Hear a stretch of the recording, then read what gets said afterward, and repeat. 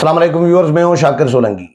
Viewers, हुकूमत ने ऐलान कर दिया है कि इमरान दार चीफ जस्टिस उमरता बंदियाल और उनकी जो 7 रुकनी बेंच है वो फौजी अदालतों से मुतल्लिक कोई भी फैसला करेगी तो हुकूमत उस पर अमल दरामद नहीं करेगी। जिस तरह चीफ जस्टिस उमरता बंदियाल के पहले फैसलों का असर हुआ है कि उन पर अमल दरामद नहीं हुआ, हुकूमत ने नहीं किया, इदारों ने अमल दरामद नहीं किया। अब भी फौजी अदालतों से मुतल्लिक जो जो भी फैसला आएगा उस पर अमल दरामद नहीं किया जाएगा। ये राना सनाउल्लाह ने, वजीर दाखिला ने आज कौमी असम्बली में बिल्कुल वाज़े कर दिया है, क्लियर कर दिया है। राना सनाउल्लाह ने बड़ी अच्छी आज तकरीर की है और उसमें जस्टिस काजी फायज ईसा जो नामजद चीफ जस्टिस है उनका रेफरेंस भी दिया है कि वो कहते हैं कि भाई ये बेंच जो है इसको मैं अदालत ही नहीं मानता। काजी फायज ईसा ने कल यही कहा था कि ये अदालत नहीं है। यानी ये कौन कह रहा है? ये कह रहा है नामजद चीफ जस्टिस ऑफ पाकिस्तान, सबसे बड़े मुंसिफ आला जो है, जो 2-2.5 महीने के बाद इस मनसब पर फायज होंगे, जिनका नोटिफिकेशन हो चुका है, जो नामजद हो चुके हैं चीफ जस्टिस के लिए, वो कहते हैं कि भाई गैर आईनी और गैर कानूनी है ये बेंच। इसको मैं अदालत तस्वुर नहीं करता, क्योंकि नया कानून जो आ चुका है सुप्रीम कोर्ट से मुतल्लिक प्रोसीडिंग और प्रोसीजर जो एक्ट है, उसके बाद अब बेंच बनाना चीफ जस्टिस का अख्तियार नहीं रहा। अब बेंच 3 रुकनी कमेटी बनाएगी चीफ जस्टिस, उसमें हेड होंगे और 2 मोस्ट सीनियर जज जो है वो उसके साथ शामिल होंगे। ये 3 मिलकर बैठकर फैसला करेंगे कि बेंच कौन सा बनेगा। लेकिन ऐसा नहीं हुआ, इसको चीफ जस्टिस ने बनाया है, तो ये गैर आईनी और गैर कानूनी है, एक चीज। दूसरी बात ये कि दरखास्त गुजार जो होता है वो किसी भी जज से उसको मिलना नहीं होता। यानी जज के पास केस लगा हुआ हो तो वो दरखास्त गुजार उसके साथ नहीं मिल सकता। ये कोड ऑफ कंडक्ट है जजेस का, ये कानून है, उसूल है।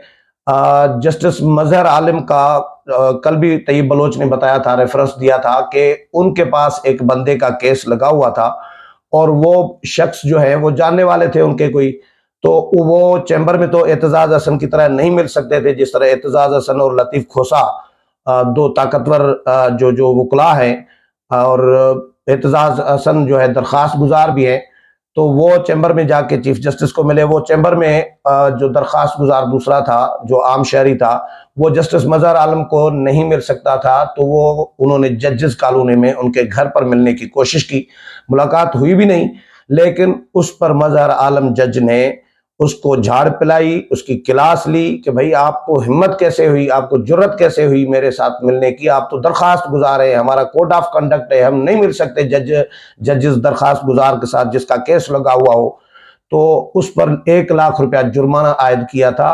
जेल भी भेजना चाह रहे थे, लेकिन माफी तलाफी करके उसने जान खुलासी कर दी थी, उसकी जान बख्शी हो गई थी। तो एतजाज हसन कैसे मिल सकते हैं भाई चीफ जस्टिस के साथ, जब एतजाज हसन खुद दरखास्त गुजार है फौजी अदालतों के खिलाफ?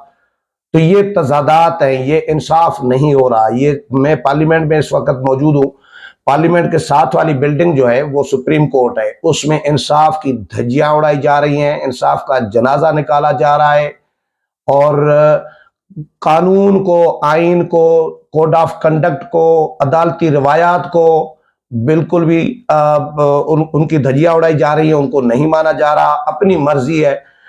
चीफ जस्टिस कहते हैं कि भाई इंसानी हुकूक, इनके हुकूक है, इंसानी हुकूक है। ये जो गिरफ्तार हुए फौजी तनसीबात पर हमले वाले लोग जो है पीटीआई के, भाई राना सनाउल्लाह ने एक सवाल किया कि मैं जजेस से पूछना चाहता हूं कि अगर इन शरपसंदों के हुकूक हैं तो फिर जिन शुहदा के यादगारों की इन्होंने बेहुरमती की, क्या उन शुहदा के वरसा के हुकूक नहीं है? तो उनका ख्याल कौन रखेगा भाई?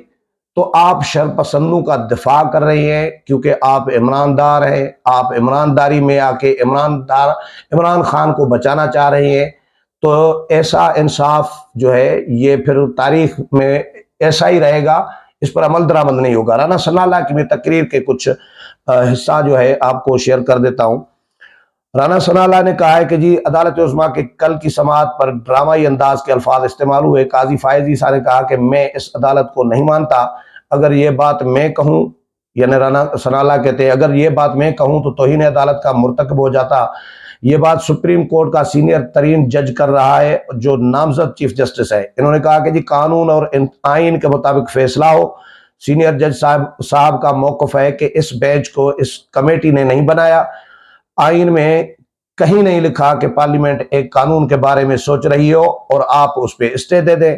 آئین اور قانون اس بات کا کسی کو نہ اختیار دیتا ہے اور نہ اجازت دیتا ہے۔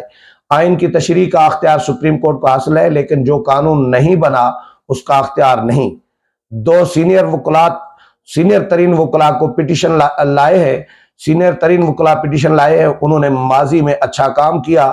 اب مجھے لگتا ہے کہ وہ دونوں اپنی اننگز کھیل چکے ہیں۔ اب وہ لوگ اپنا جنازہ ہی خراب کر رہے ہیں۔ اعتزاز احسن اور لطیف کھوسہ کے بارے میں کہہ رہے ہیں رانا ثناءاللہ، وہ دونوں صاحبان پہلے عمران خان سے ملے ہیں، فتنے سے ملے ہیں، فتنہ عمران خان کہہ رہے ہیں۔ اچھا جی، کل جب قاضی فائز عیسیٰ نے انکار کیا تو ان کے منہ سے نکلا کہ انہوں نے کہا کہ چیف جسٹس صاحب آپ کو پہلے کہا تھا کہ فل کورٹ بنا دے۔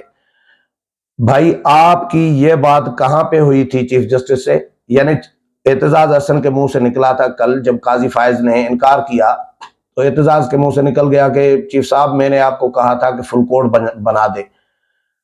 یعنی درخواست گزار کہہ رہا ہے کہ فل کورٹ بنا دے۔ جیسے درخواست گزار کہہ رہا ہے ویسے وکیل کر رہا ہے، عمران دار جج چیف جسٹس کر رہا ہے، تو یار یہ انصاف ہے؟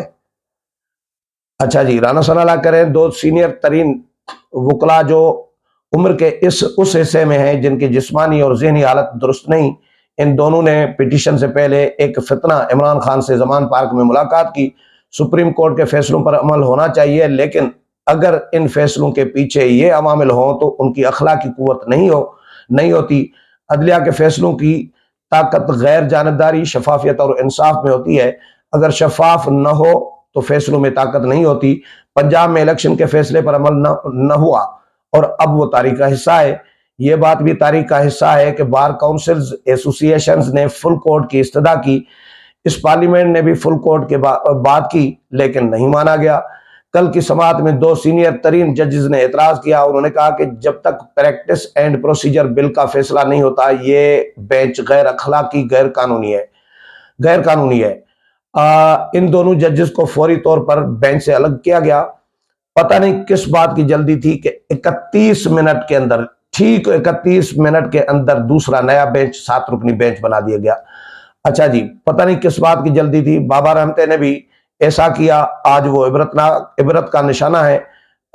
جسٹس جو بابا رحمتے تھے، جو ثاقب نثار ان کے لیے کہتے ہیں، آج ان کو کوئی کسی فنکشن میں نہیں بلاتا۔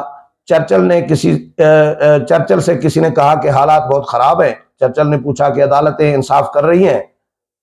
تو انہوں نے کہا ہاں عدالتیں تو ہماری انصاف کر رہی ہیں۔ تو چرچل نے کہا کہ اگر عدالتیں انصاف کر رہی ہیں تو پھر فکر کرنے کی ضرورت نہیں ہے، پھر ہم ہی جیتیں گے۔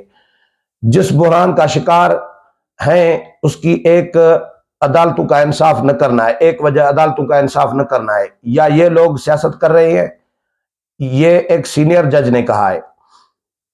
9 مئی کے واقعات میں ملوث افراد کو کٹڑ میں لایا جائے گا۔ فیصلے اگر انصاف پر ہوتے نظر نہیں آ رہے ہوں تو ان فیصلوں کی کوئی وقت نہیں۔ 9 ممبر بینچ پر 2 نے اعتراض کیا تو فوری 7 رکنی بینچ بنا دیا گیا۔